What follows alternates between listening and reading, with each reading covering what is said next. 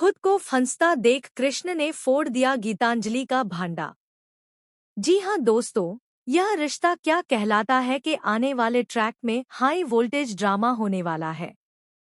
सच और झूठ की यह लड़ाई अब कोर्ट तक पहुंच चुकी है। कहानी वहीं से शुरू होती है जहां अभीरा पर लगाया जाता है अंशुमन की मौत का इल्जाम।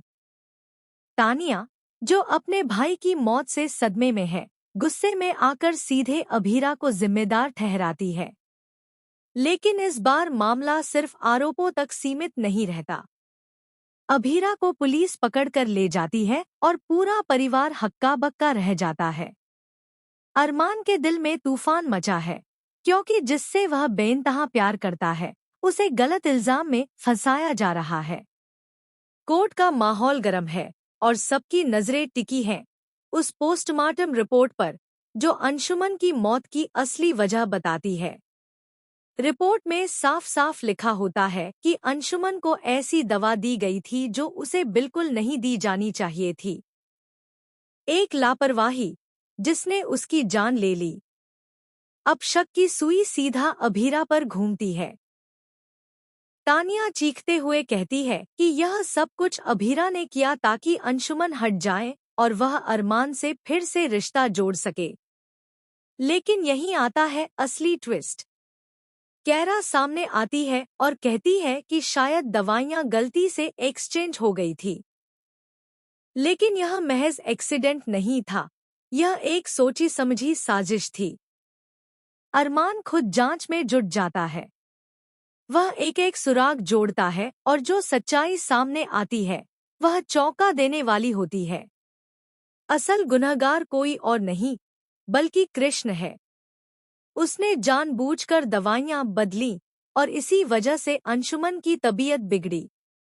यह हादसा नहीं बल्कि एक चाल थी।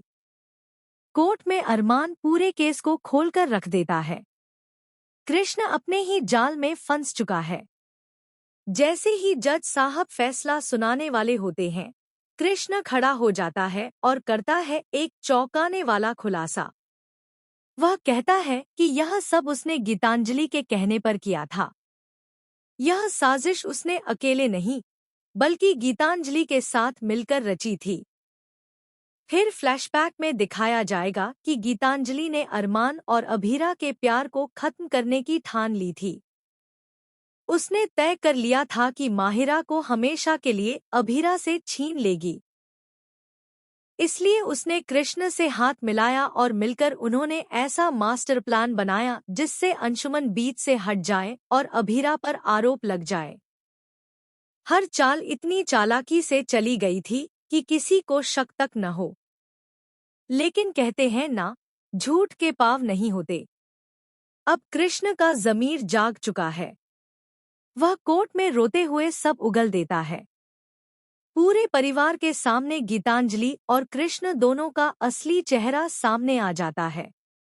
अरमान, जो अब तक सिर्फ अभीरा को बचाने में जुटा था, अब उसके पास ठोस सबूत है कि उसकी क्लाइंट निर्दोष है।